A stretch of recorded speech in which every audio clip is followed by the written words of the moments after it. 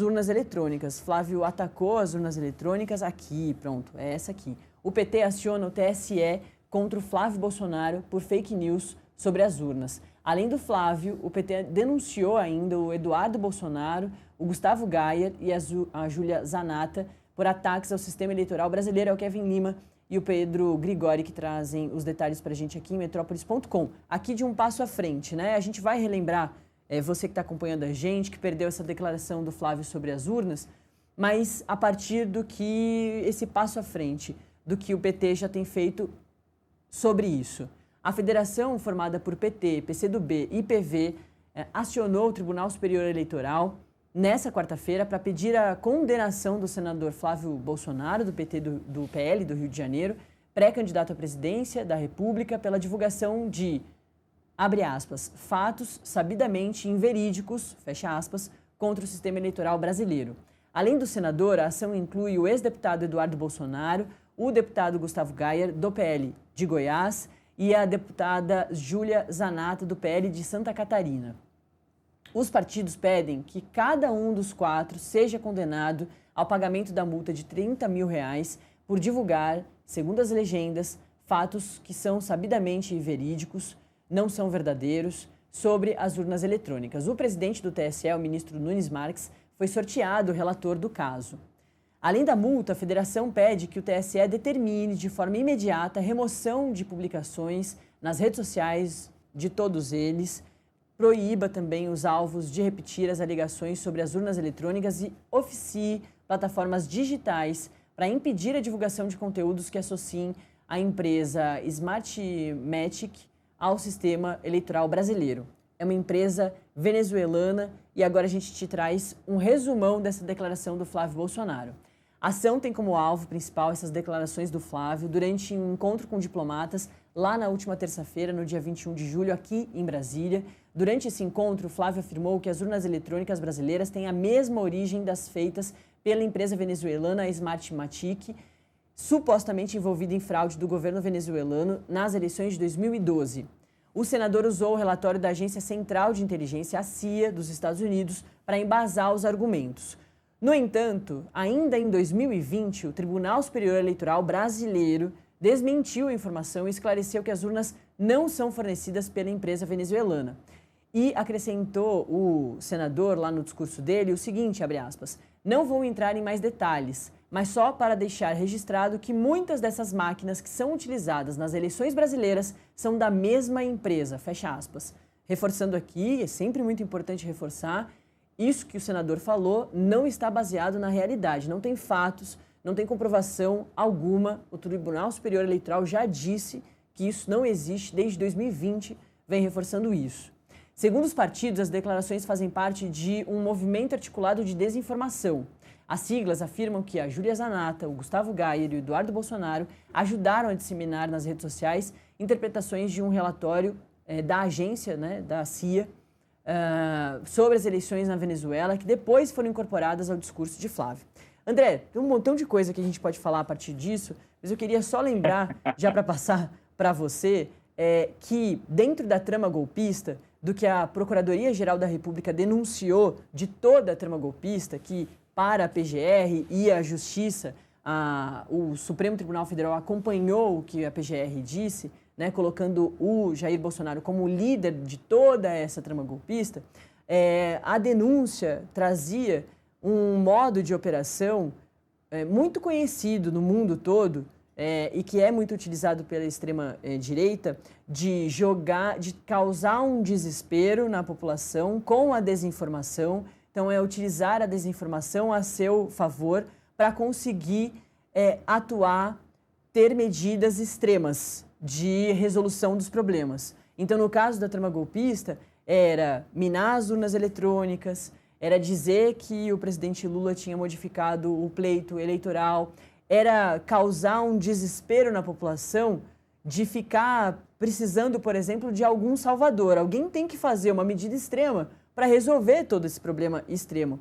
E aí sim, o plano da trama golpista teria um espaço muito grande. A Procuradoria-Geral da República trouxe isso na denúncia.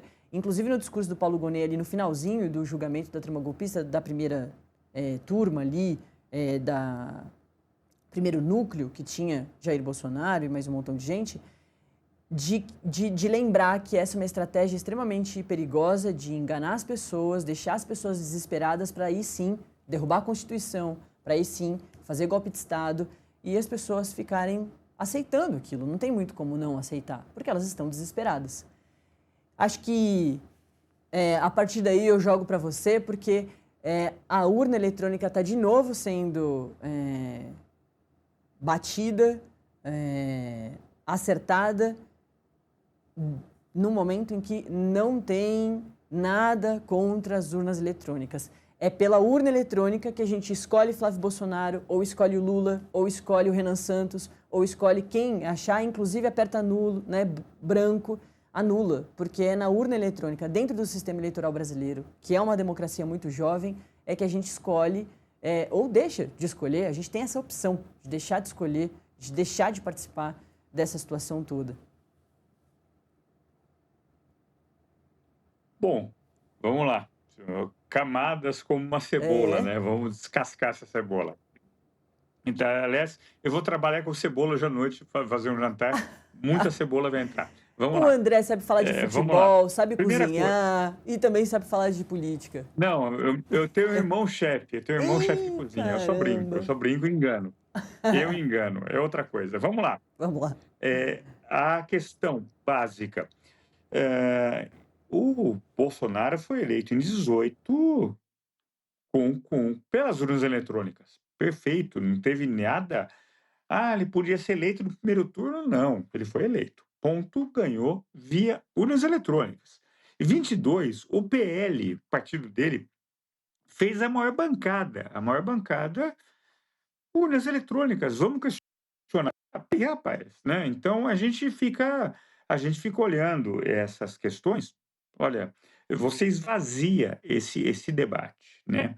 Agora, ao chamar, e inclusive a gente não sabe, até ontem à noite eu não sabia quem eram os representantes de que países que estavam 42, né, presentes nesse movimento, nessa declaração ali do Flávio criticando.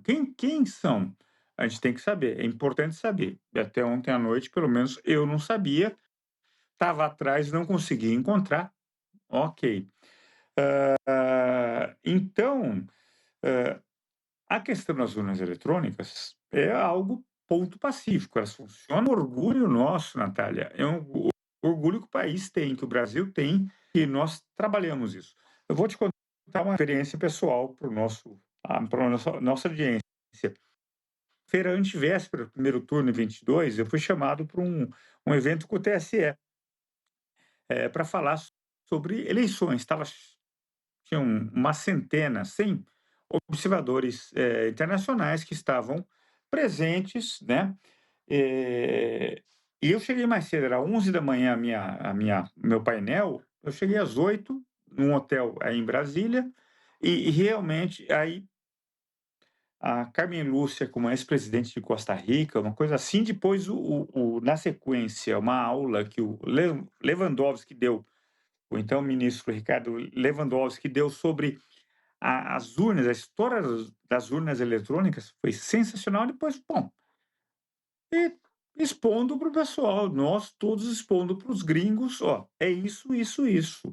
O nosso modelo, nosso sistema é fantástico.